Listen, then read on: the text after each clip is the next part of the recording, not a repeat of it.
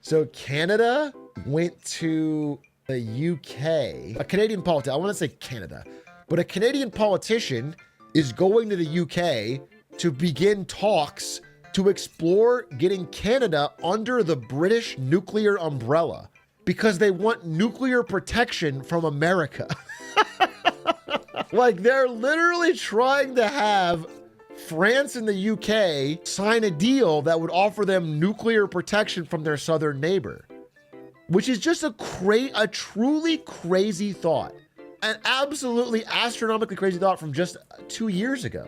The idea that Canada would have allies ready to nuke America where they get invaded, it's just crazy. I mean, it's like, I would never have thought we'd get here. What you spoke about is a larger trend of militarization among Europe.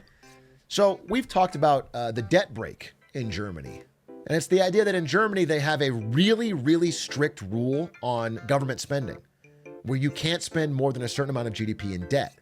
So because of that, Germany has one of the lowest debt levels in all of Europe and all of the world, really. Their debt to GDP is shockingly low for a big Western developed nation. But it's caused issues because they've been very difficult to reinvest in their own infrastructure. Germany has a lot of crumbling roads, crumbling just infrastructure, bridges, ports, power lines. All that stuff is in trouble. And they want to reinvest in it.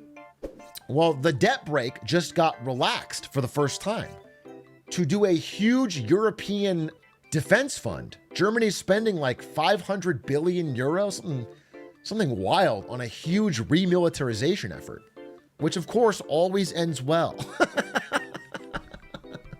I've never seen a German rearmament that hasn't gone swimmingly for the world, but this is happening. Isn't the militarization of other countries actually not as bad as you think in order to have more? I don't have a thought on it yet. No. Believe me, I'm sort of making a joke about Germany's past tendency to militarize and then cause problems.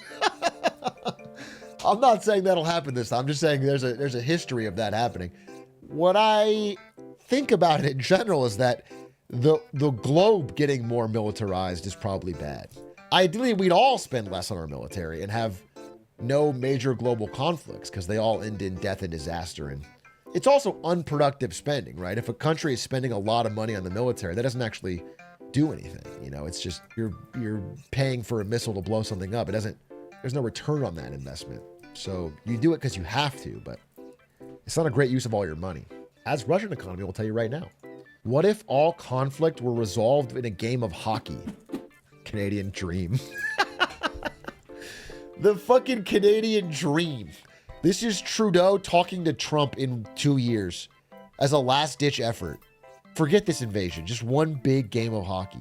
It would be funny if it was like Minecraft parkour civilization, but it's like world hockey civilization, and the Canadian Empire just dominates the globe. Just a fucking endless invasion of Canadian hockey players with like a fucking Wayne Gretzky flag. We need some new wars so we can have more new stuff for Call of Duty games to save Activision. I've never thought about that. I never thought about the poor developers at Activision. Can you imagine how fire it's going to be to have a Call of Duty game come out about the war you're currently serving in? Imagine being a Zoomer drafted into World War III, and while you're at the barracks, you get to play the COD for the war that you're in. That's so fucking lucky. No one ever got that before. That's fucking badass. They better get some good kill streaks instead of just 10 different drones, though. So true, so facts. Do you think they'll make a Ukraine versus Russia game? No. Fucking hope not. Fucking hope not. I guess it all gets commoditized eventually, so maybe, honestly, maybe, but I hope not. Actually, I'm going to be dead honest with you. If the war in Ukraine ended today, 3 to 5 years from now, having a game about it, I think is so normal it would happen.